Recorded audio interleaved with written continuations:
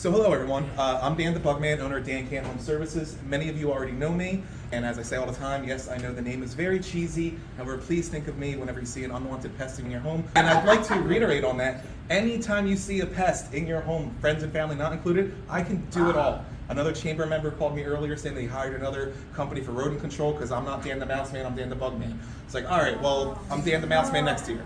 So, you see a pest, think of me, please. Won't be offended. So, this is the time of year. I know it's still a little chilly, some of us have jackets on, but the warm temperatures are quickly approaching. Once the average temperature is about 55 degrees, we're gonna start getting bit up. Now me, I live in New Egypt. Everyone thinks I'm local. No, I live almost an hour away.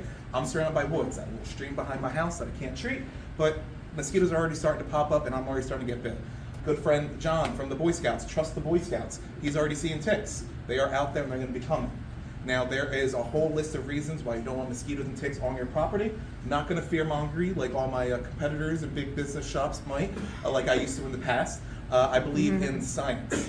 Now it was recently expressed to me that I should let my service shine and not, I guess, reprimand or give some truth to the subject. However, I know there are a lot of naturalists in the room, one of them being my good friend Lisa Mazuka. She won't let me treat her property because she has very beautiful gardens full of pollinators.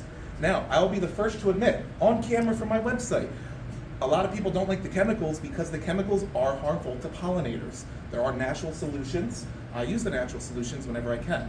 The best solution for you at your own home is to look for water sources, breeding grounds, overgrown landscaping, tall grasses for the ticks, large piles of leaves.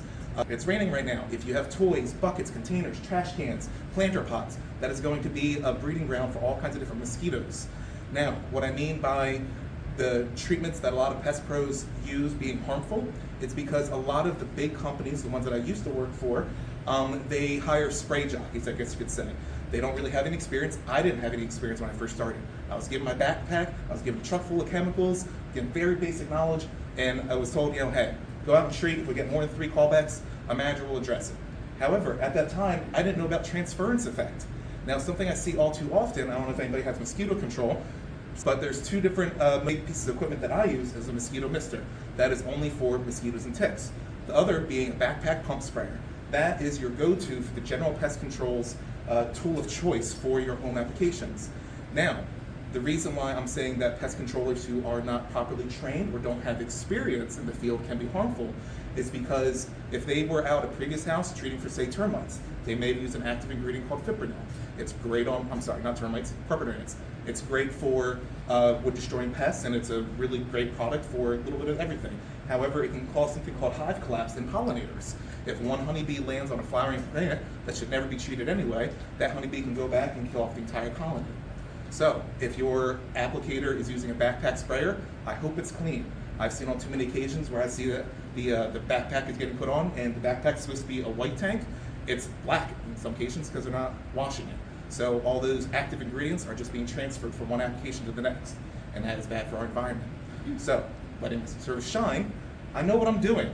I care about the environment. I love food. I'm not going to harm the food. I'm a father. I want to make sure that we're all healthy and that we're also having a pest-free home.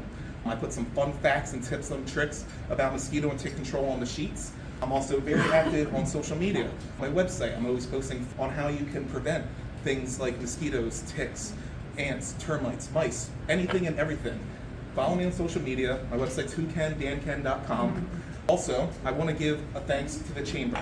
Everyone, you don't have to join me in this, but I'm in a bar and I'm feeling good. So in all of the bottles there, it's mosquito juice. It's dyed vodka.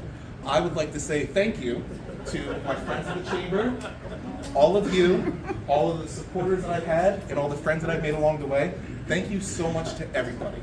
When I first started this business, I didn't know how the heck I was going to provide for my family, what the heck I was doing. I'm still figuring it all out, but I'm having a lot of fun doing it. I'm quickly growing. I had an amazing first year, and it's already looking like it's going to be a great second year. So from the bottom of my heart, thank you all. And I'm going to take the shot. Thank you.